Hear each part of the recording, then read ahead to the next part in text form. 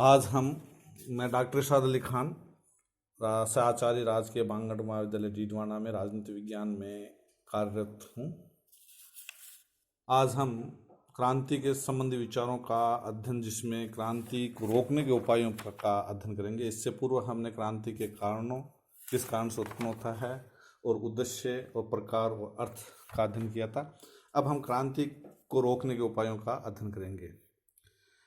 अरस्तु ने जिस प्रकार से कहा, अरस्तु ने क्रांति के कारणों का ही विश्लेषण नहीं किया, अपितु एक चिकित्सक की भांति उनके निदान के उपाय भी बताए हैं।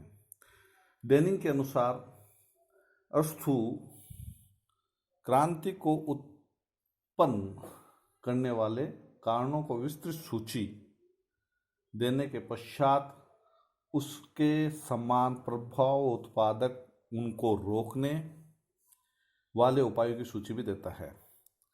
मैक्सी ने भी इस संबंध में कहा कि अरस्तु ने अनेक ठोस उपाय बताए हैं, और उनमें ठोस उपायों में सबसे ज़्यादा है वो 12 बिंदु अलग से बताए, उसके बाद में और बिंदु बताए हैं। संविधान के प्रति आस्था, यानी अरस्तु ने संविधान के प्रति आस्था क्रांति में सब बचने का महत्वपूर्ण उपाय है। शासन वर्ग इस बात का हर संभव प्रयास करे कि जनता द्वारा कानून की आज्ञा का पालन हो। कानून का उल्लंघन करने वाले की छोटी छोटी घटनाएं भी महत्वपूर्ण अथवा उनकी उपेक्षा नहीं करनी चाहिए। दूसरा जो है, शासक और शासितों में सद्भाव होना चाहिए। क्रांति प्राय तब होती है जब शासक और शासितों के बीच पारस्परिक सद्भावना का अभाव पाया जाता है। अतः क्रांति रोकने के लिए यह अति आवश्यक है कि शासक और शासितों के बीच संवाद हो। शासित अपनी समस्या को अपने शासक के सम्मुख रखे तथा शासक को चाहिए कि वह जन समस्याओं का समाधान करने का प्रयास करे। विधि का शासन होना चाहिए। अरस्तु जिस बात पर बल देता है वह विधि का शासन है। व्यक्ति के शासन की अपेक्षा विधि का शासन सदैव अच्छा होता है, क्योंकि इसमें विधि द्वारा शासन की महत्वाकांक्षाओं पर नियंत्रण हो सकता है। समानता का व्यवहार, विषमता क्रांति की जननी है, अतः है शासन का लक्ष्य सदैव समानता का व्यवहार होना चाहिए। अरस्तु का यह मत है कि शासक के पदों की अवधि 6 मास होनी चाहिए, ताकि अधिक से अधिक व्यक्ति शासक बन सके। थोड़े समय के लिए शासनारूढ़ व्यक्ति अन्याय नहीं कर सकता। मध्यम वर्ग की प्रधानता, समाज में मुख्यतः 2 वर्ग होते हैं, निर्धन और धनिक। इनके बीच पारस्परिक टकराव के कारण क्रांति की स्थिति पैदा होती है, अतः इन दोनों शक्तियों के बीच संतुलन का कायम मध्यम वर्ग करता है। इसके अतिरिक्त अरस्तु की मान्यता है कि मध्यम वर्ग सदा मर्यादित होता है, इसलिए इसकी प्रधानता होना क्रांति को रोकने का उपाय है। आर्थिक असमानता, समाज में जब आर्थिक असमानता, विषमता की खाई अधिक गहरी हो जाती है, अर्थात गरीब और अमीर के बीच आर्थिक असमानता बढ़ती जाती है, गरीब और अमीर होता जाता है, तो इसके कारण क्रांति की परिस्थितियां पैदा होती है। अतः अरस्तु का मत है कि क्रांति को रोकने के लिए समाज में आर्थिक असमानता स्थापित करना आवश्यक है। इसके लिए आवश्यक है कि धन का समान रूप से वितरण किया जाए, ताकि धनवान अधिक धनवान ना हो, गरीब और गरीब ना हो। समुचित शिक्षा पद्धति, किसी शासन प्रणाली की स्थिरता के लिए आवश्यक है कि शिक्षा पद्धति उस शासन पद्धति के अनुरूप हो। बच्चों को शुरू से इस प्रणाली के ढांचे में ऐसा प्रशिक्षित करना चाहिए कि वे उस व्यवस्था का आदर्श मानते हुए अपना जीवन उसी के अनुरूप ढालने का प्रयत्न करें।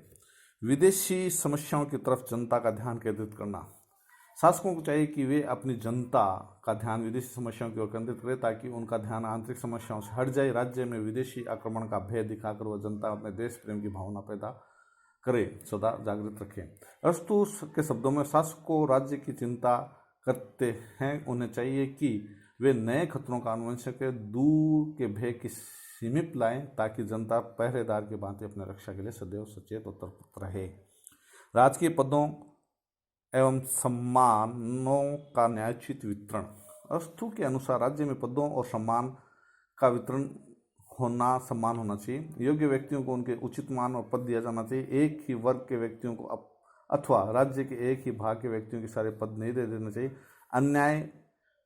अन्यथा शेष वर्गों में असंतोष उत्पन्न हो जाएगा। साथ ही इस संबंध में सचेत भी रहना चाहिए कि कहीं अवांछनीय व्यक्तियों को राज्य के पद प्राप्त न हो जाए।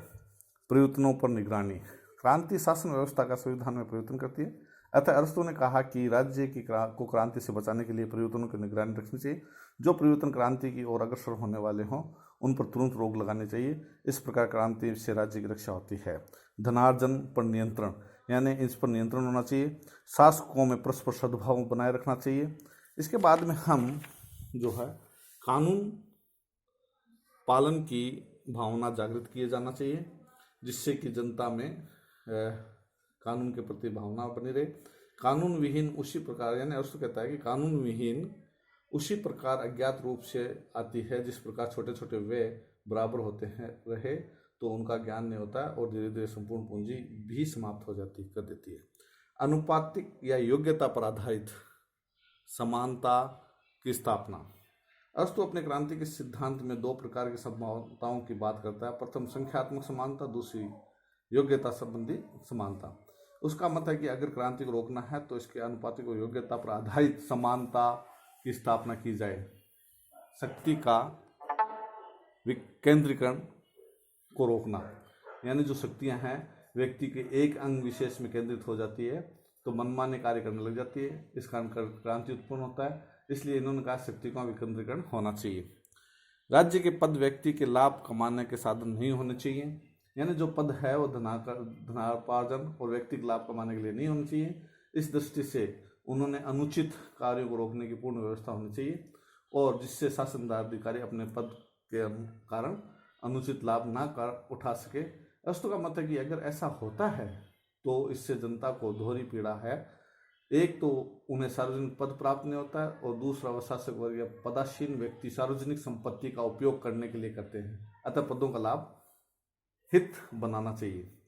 उच्च लोगों में विवाद नहीं होना चाहिए, यानी प्रतिष्ठित और गणमान्य व्यक्तियों में विवाद और कलह का उत्पन्न होने देना नहीं चाहिए।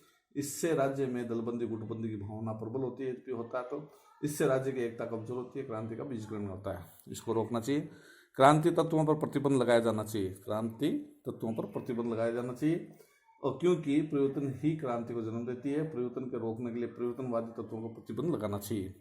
व्यक्तिगत जीवन की आवश्यकताओं को पूर्ण किया जाना है, यानी जो व्यक्तिगत आवश्यकताएं हैं उनकी पूर्ण होनी चाहिए। राज्य ऐसी व्यवस्था स्थापित करे जिससे कि लोग शासन व्यवस्था के अनुरूप अपना जीवन यापन कर सके। जनतंत्र के जनतांत्रिक, धनतंत्र की रीति के अनुसार अगर वे अपने जीवन को ढाल सकेंगे तो क्रांति का खतरा नहीं होगा।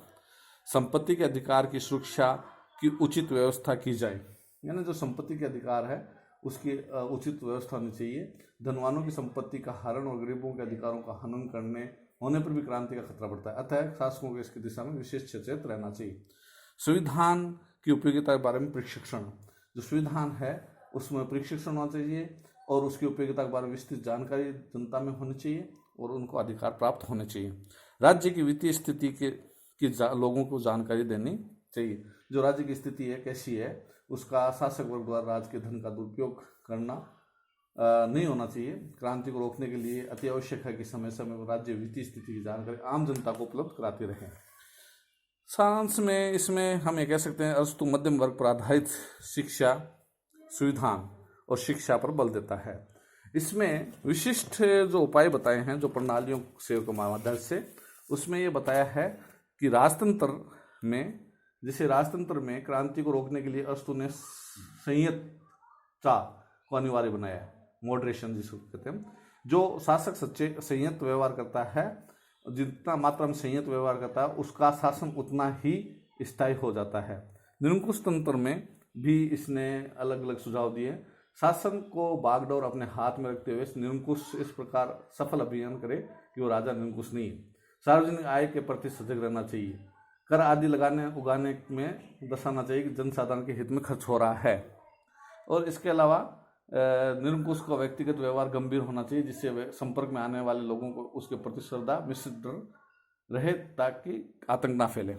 प्रजातंत्र में विधान में क्रांति को रोकने के लिए अरस्तु ने सुझाया कि संपन्न लोगों को दुर्व्यवहार नहीं किया जाए, उनकी संपत्ति को किसी प्रकार नुकसान ना पहुंचाया जाए। इस प्रकार लोगों को खर्चीले किंतु अनुपयोगी लोक सेवा कार्य भी नहीं करना चाहिए।